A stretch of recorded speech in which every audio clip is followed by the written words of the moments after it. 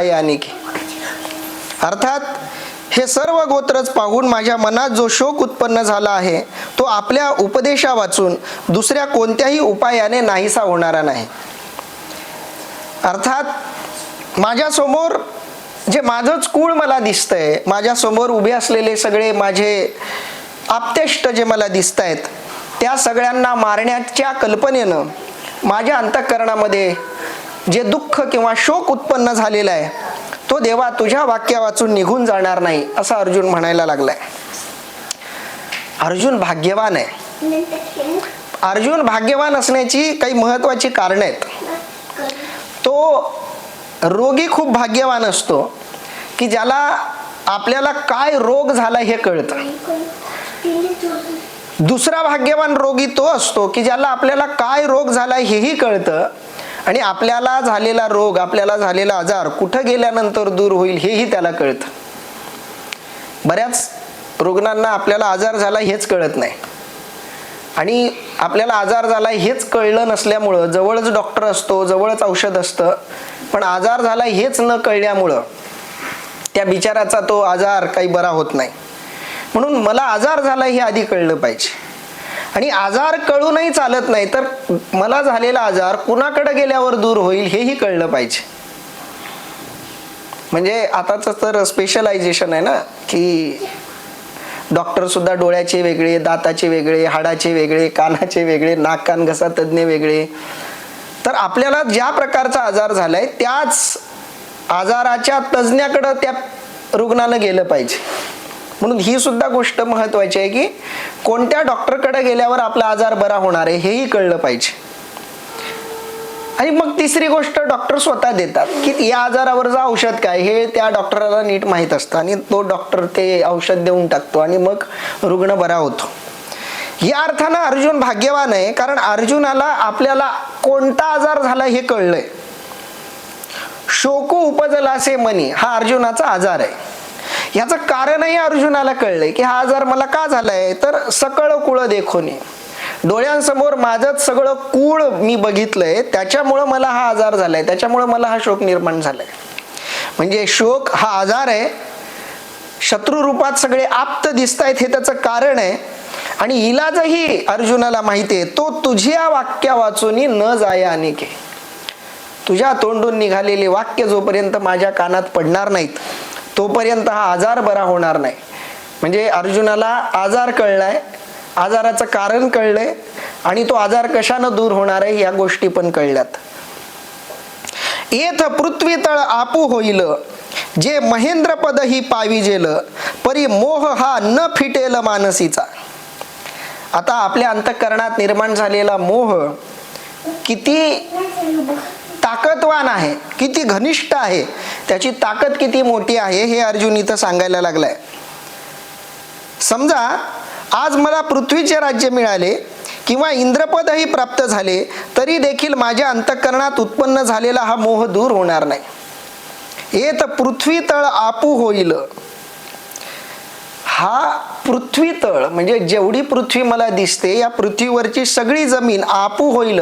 आपू म्हणजे माझी, आपलीशी होईल, माझी होईल, सगळी पृथ्वी मला मिळून जाईल, पृथ्वीवरचं सगळं राज्य मला मिळेल. हे महेंद्र पदही पावेजल, महेंद्र म्हणजे इंद्राचं पद, अर्थात स्वर्गाचाही मी राजा होईल, केवळ पृथ्वीचाच राजा होईल असं नाही, तर हे महेंद्र पदही पाविजेल. एखाद्या वेळी मला इंद्रपदही मिळालं तरी सुद्धा परी मोह हा न फिटेल मानसीचा. आपल्याला झालेला मोह किती पक्का आहे, किती घट्ट आहे, साध्या सुध्या उपायांनी तो जाणारा नाही.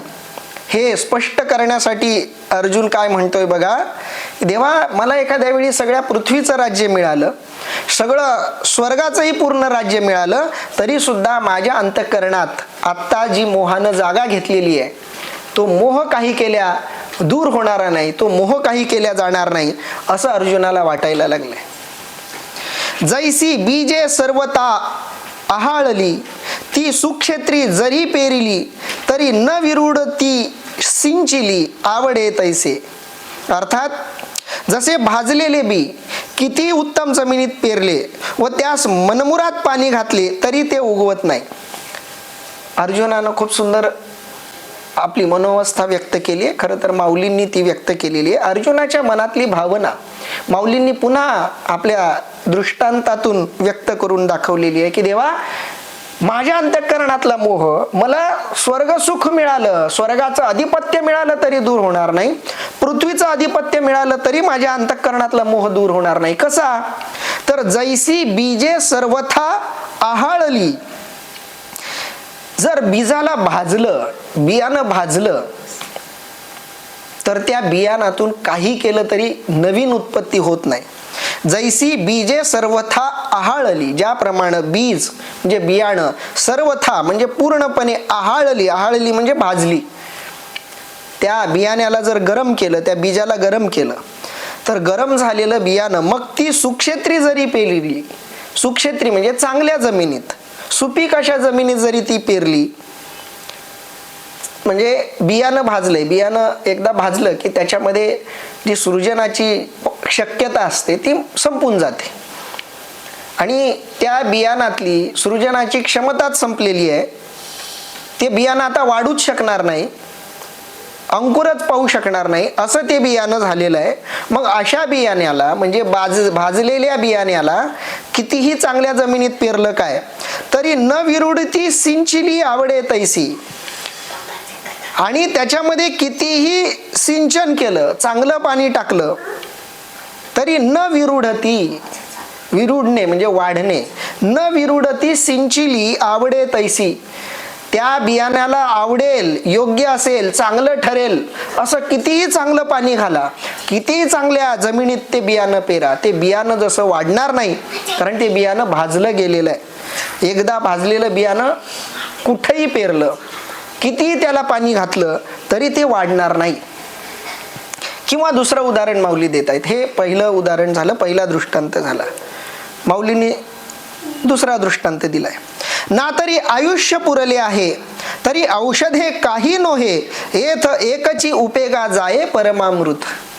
अर्थात दुसराही दृष्टांत माऊलीने खूप सुंदर दिलाय. किंवा जेथे आयुष्य संपले आहे तेथे एका परमामृताशिवाय इतर औषधांचा काहीही उपयोग होत नाही.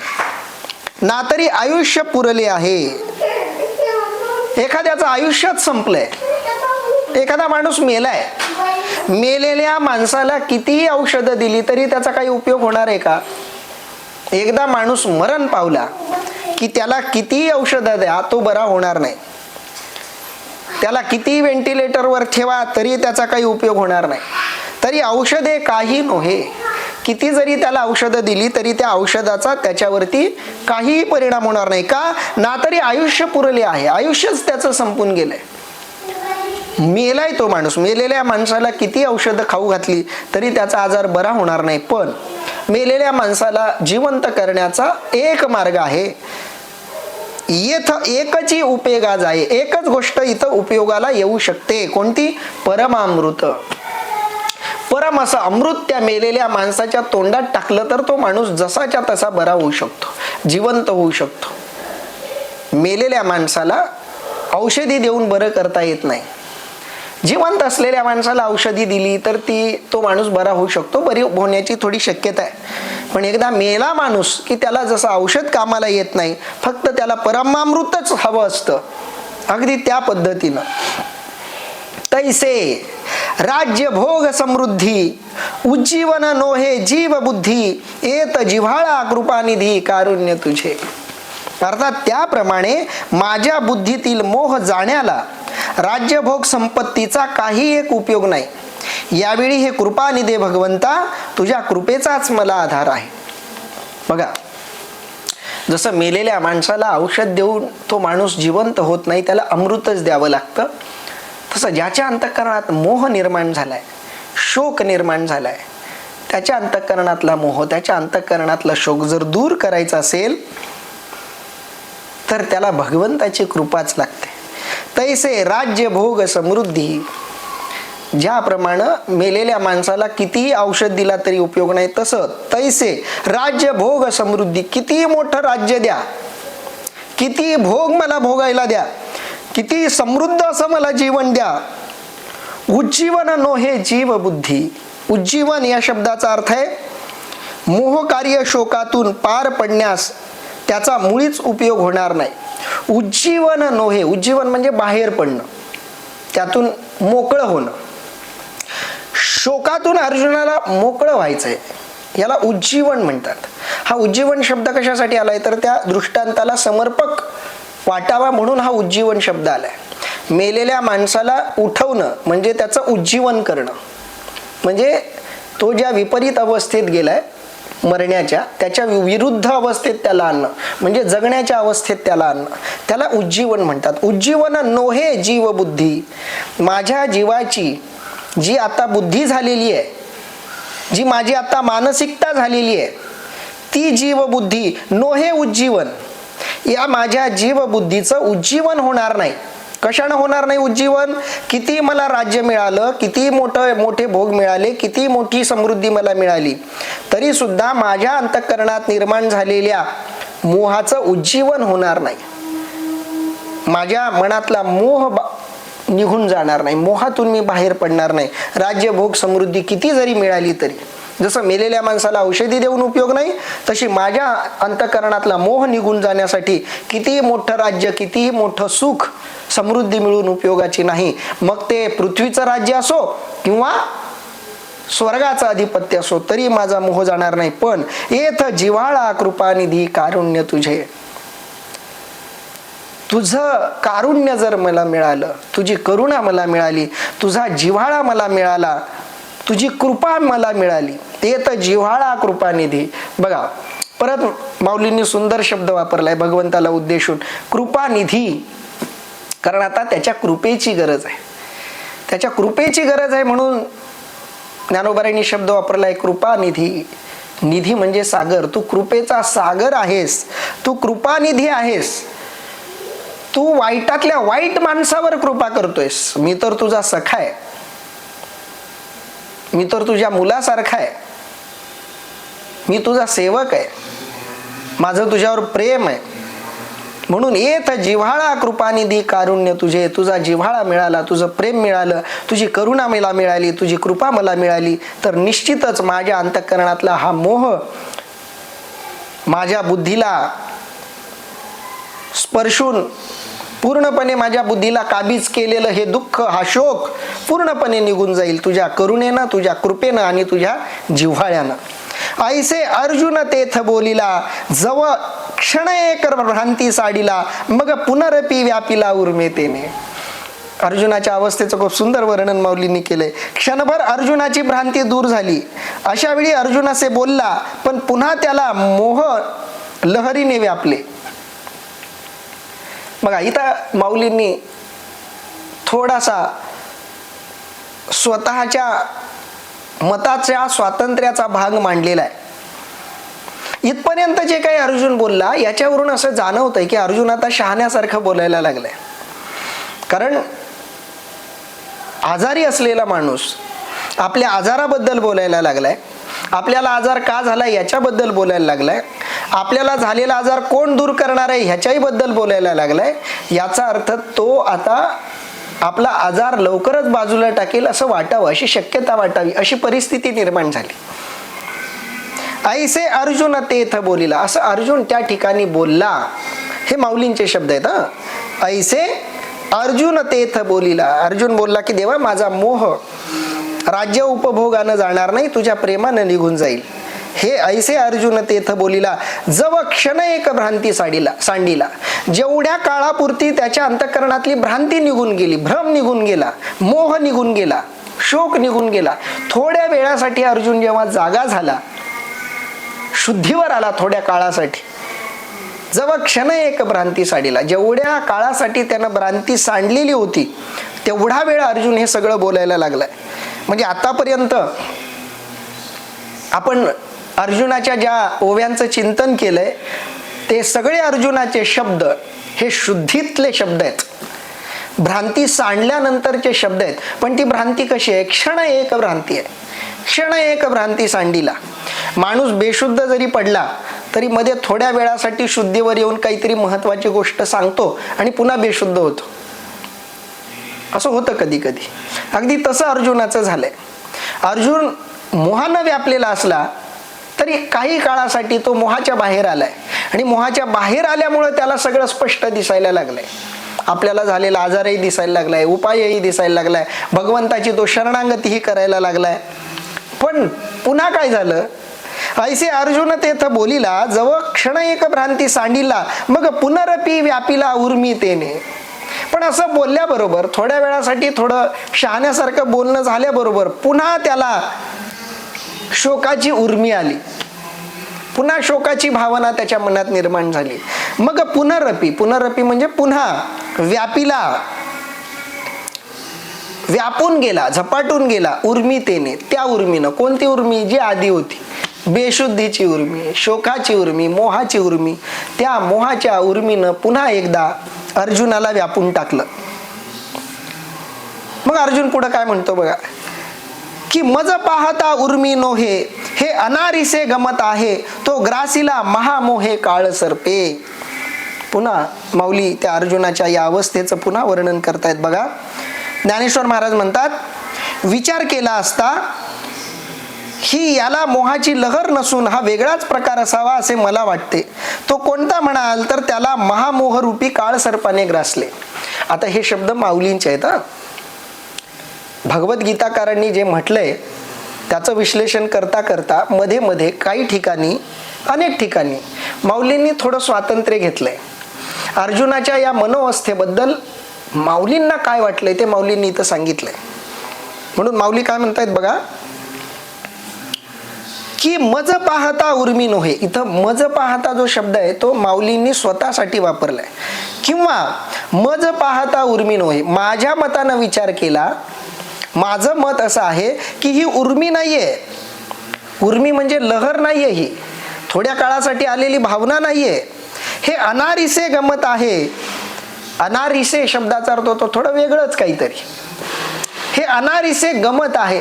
गमत आहे म्हणजे घडत आहे किंवा वेगळं असं काहीतरी जाणवत आहे. वेगळ्याच काही गोष्टीचा वास इथं यायला लागलाय.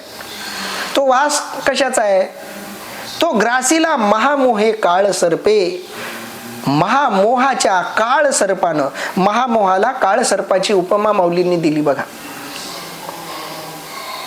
महामोहे काळ सर्पे, महामोहाच्या काळ सर्पानं. काळ सर्प म्हणजे मरणाला कारणीभूत ठरणारा सर्प, त्याला काळ सर्प म्हणतात. यमाला सुद्धा काळ सर्पाची उपमा दिली जाते. महामोहाच्या काळ सर्पानं अर्जुन ग्रासलेला आहे. ग्रासणं म्हणजे गिळून घेणं. सापाचं काम आहे.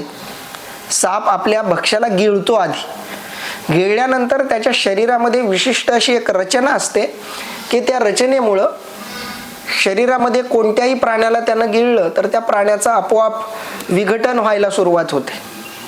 म्हणून साप आपल्या प्राण्याला थेट गिळतो. त्याला दात तर असेही नसतात. आपण म्हणतो ना साप चावतो, चावतो म्हणजे दात आहेत, तर ते दात फक्त चावण्यासाठी आहेत, म्हणजे विष सोडण्यासाठी आहेत. खाण्यासाठी त्या दाताचा काही सापाला उपयोग होत नाही. साप थेट त्याला जे खायचं आहे ते तो गिळतो. मग गिळल्याबरोबर त्याच्या शरीरामध्ये त्या सगळ्या त्या प्राण्याला जो काही असेल त्याच्या शरीराचं विघटन करायला शरीरातले त्याच्या वेगवेगळे भागी सुरुवात करतात. म्हणून साप जसा गिळतो, ग्रासतो, तसं महामोहाच्या काळ सर्पानं अर्जुनाला ग्रासलंय, गिळलंय. हे असं वेगळंच काहीतरी इथं घडलंय. म्हणून ज्ञानेश्वरी का समजून घ्यायची तर काही काही ठिकाणी माऊलींनी आपलं मत इथं मांडलंय. मी नेहमी म्हणत असतो की माऊली आजही आपल्यामध्ये आहेत. त्या भावनेनं आपण माऊलींना बघितलं पाहिजे. माऊलींचे शब्द आपण लक्ष देऊन ऐकले पाहिजेत. बरेच जण म्हणतात की ज्ञानेश्वरी हा परावलंबी ग्रंथ आहे, यात माऊलींनी स्वतःच असं काही सांगितलेलं नाहीये. जे काही भगवंतानं गीतेमध्ये सांगितलं तेच ज्ञानोबारायांनी ज्ञानेश्वरीत सांगितलं. हे खरं जरी असलं तरी काही काही ठिकाणी जिथं जिथं गरज भासते ज्ञानोबारायांना, माऊलींना, तिथं तिथं आपलं मत ते आग्रहानं मांडतायत. आता इथंच माऊलींनी आपलं मत का मांडलं बघा, की मज पाहता उर्मी नोहे.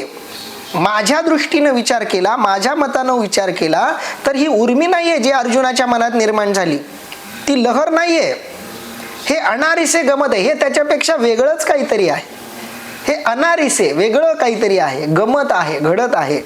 जो ग्रासीला महामोहे काळ सर्पे, अर्जुन काळ सर्पा रूपी महामोहानं ग्रासल्यामुळं तो असं बोलायला लागलेला आहे. लहर वगैरे काही त्याला आलेली नाहीये. बघा, साप जरी माणसाला चावला तरी माणूस थोड्या वेळासाठी शुद्धीवर येतो, पण याचा अर्थ तो शुद्धीवर आहे असं होत नाही. दिवा सुद्धा विझण्यापूर्वी बराच फडफड करतो, याचा अर्थ दिवा आणखी ताकदीनं जळतोय असं होत नाही. थोड्या वेळासाठीची ती फडफड असते.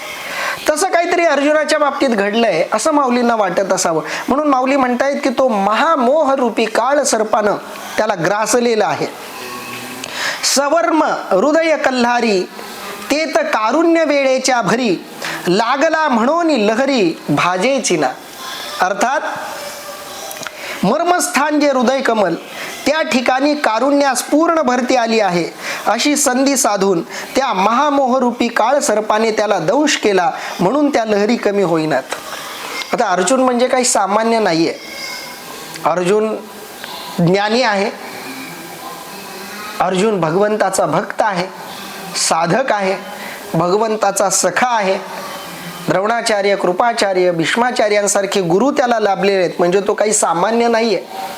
मग असा असामान्य असलेला अर्जुन महामोहानं का व्यथित झाला, महामोहानं त्याला का ग्रसित केलं, असं का झालं की महामोहाच्या पाशात तो अडकला? त्याचं कारण माऊली सांगतायत बघा. सवर्म हृदय कल्हारी. सवर्म, बघा वर्म असतात, गूढ गोष्टी असतात काही काही. जसं आपण म्हणतो ना, रावणाच्या मरणाचं मर्म काय होतं, तर त्याच्या बेंबीमध्ये त्याचा प्राण होता, म्हणजे त्याच्या बेंबीमध्ये बाण मारला की तो मरणार होता, त्याचं वर्म तिथं होतं. सवर्म हृदय कल्हारी. सवर्म शब्दाचा इथं दिलेला अर्थ आहे मर्मस्थानी.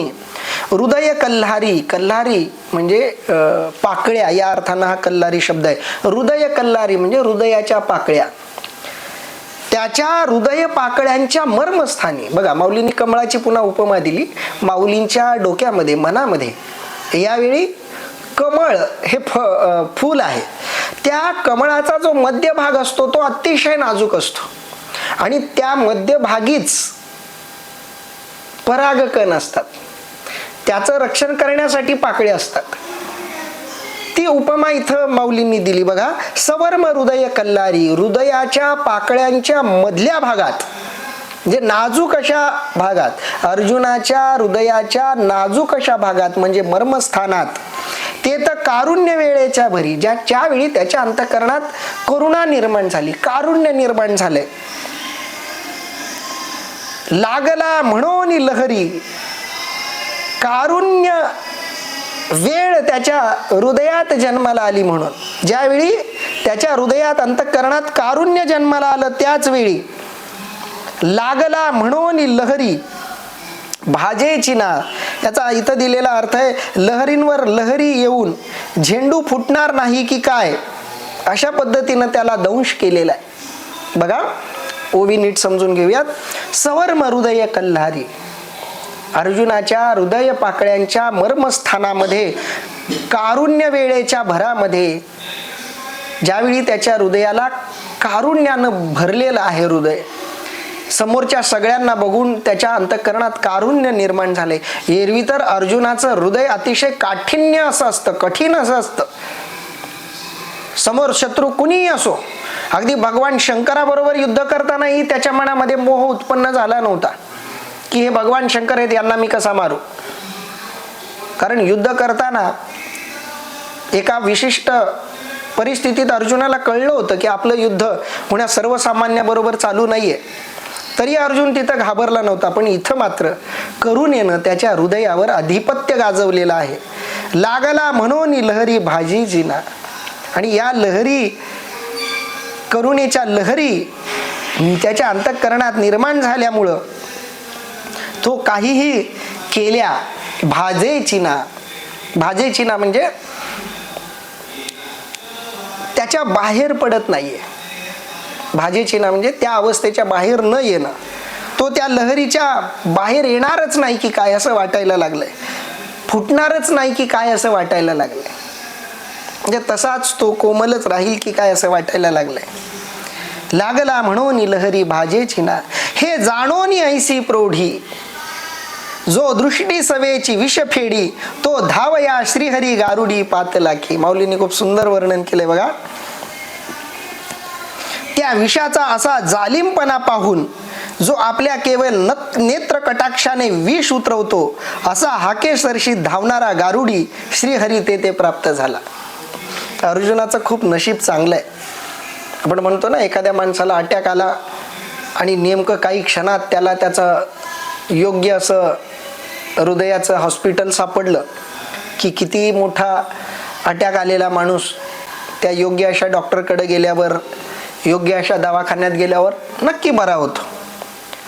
तसं अर्जुनाला एवढा मोठा मोह झालाय, त्याला मोहाच्या काळ सर्पानं दंश केलाय. माऊलींनी तो धागा पुन्हा पकडलेला आहे बघा. महामोहाच्या काळ सर्पानं दंश केलाय. हा दृष्टांत माऊलींनी पुन्हा कंटिन्यू केलाय, पुन्हा चालूच आहे तो क्रमशः. आता एखाद्या माणसाला साप चावला तर त्याचा साप उतरवतो कोण? तर साप उतरवणाऱ्याला गारुडी म्हणतात.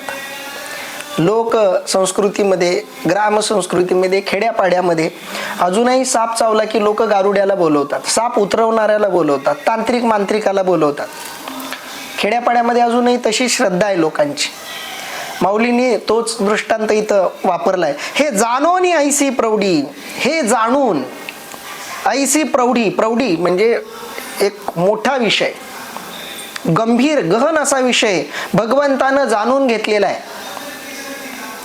कोणता मोठा विषय? तर अर्जुनासारख्या योद्ध्याला महामोहानं, काळ सर्पानं ग्रासलंय. ही गंभीर परिस्थिती बघितलेली आहे कोणी? भगवंतानी. हे जाणोनी ऐसी प्रौढी, जो दृष्टी सवेची विष फेडी, ज्याच्या नुसत्या नजर पडण्याबरोबर विष निघून जात, ज्याच्या नजरेमध्येच विष संपवण्याची ताकद असते. जो दृष्टी सवेची विष फेडी, बघितल्याबरोबर मोठ्यातलं मोठं विष सहजपणे निघून जावं अशी ज्याच्या नजरेमध्ये ताकद आहे, तो धावया श्रीहरी गारुडी पातलाकी. तो धावया श्रीहरी गारुडी पातलाकी. ते विष संपवण्यासाठी श्रीहरी रूपी गारुडी. आता इथं पुन्हा श्रीहरी शब्द वापरलाय. हरी म्हणजे हरणारा, संपवणारा, नष्ट करणारा. आता अर्जुनाच्या अंतःकरणात मोह आहे, दुःख आहे, तो घालवणारा पाहिजे म्हणून देवाचं थोडं नाव माऊलींनी पुन्हा त्या प्रसंगाला अनुरूप वापरलंय, श्रीहरी. आणि श्रीहरी कोण आहे? तर गारुडी आहे. गारुडी म्हणजे सापाचं विष उतरवणारा जो आहे, त्या रूपानं धावया, धावला, पळत तिथं आला, पातलाखी, धावत तिथं त्यानं यावं. आता भगवंत तर समोरच आहेत, पण तरी सुद्धा अर्जुन त्या ठिकाणी आलेला आहे असं माऊली इथं वर्णन करतायत.